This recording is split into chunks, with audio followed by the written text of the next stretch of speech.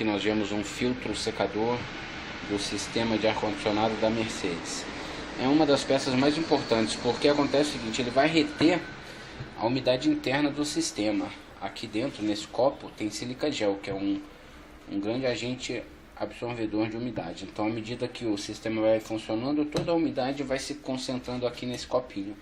Porém, com o passar do tempo, é necessária a sua troca, porque a hora que a sílica gel absorve toda a umidade possível, esse filtro entope e começa a dar pressão no compressor e pode forçar muito, começa a forçar muito o compressor, podendo inclusive danificá-lo. Então é importante a cada ano fazer a substituição desse filtro compressor.